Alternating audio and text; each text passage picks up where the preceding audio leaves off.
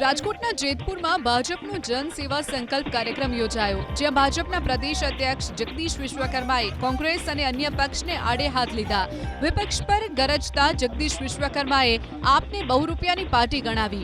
સાથે બોલ્યા કે કોંગ્રેસ પાસે પૂરતા ઉમેદવાર નથી અને બીજા બહુ રૂપિયાઓ આવ્યા. ચૂંટણી આવતા જ દિલ્હીથી કેટલાય બહુ રૂપિયા આવ્યા તો જયેશ રાદડિયાએ સ્થાનિક સ્વરાજની ચૂંટણીમાં જનસેવાના જોરે ઐતિહાસિક વિજયની વાત કરી.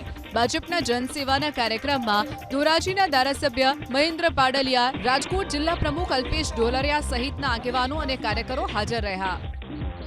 કોંગ્રેસ પાસે પૂરતા ઉમેદવારો નથી અને જે બીજા બહુ રૂપિયા, જે માતા સીતાને લક્ષ્મણ રેખા કરી હતી, સીતા માતાને કહી ગયા હતા કે કોઈ પણ આવે આ લક્ષ્મણ રેખા ઓળખતા નહીં, અને છતાંય બહુ રૂપિયાના રૂપમાં સાધુનો વેશ ધારણ કરી અને એક રાવણ આવ્યો અને સાધુના વેશમાં કે ભિક્ષા દે મૈયા, અને સીતાજી જ્યારે ભિક્ષા આપવા માટે જાય છે ત્યારે કે નહીં, આ રેખાની બહાર આવીને મને આપો.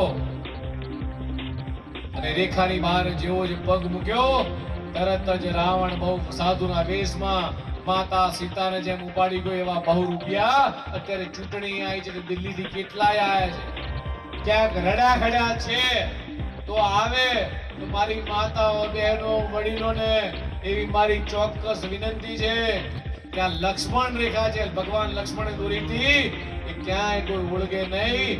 અને ઓળંગે છો દિલ્હીની પ્રજાને પૂછી આવજો જેને એક વખત કે દિલ્હીમાં શું હાલત છે.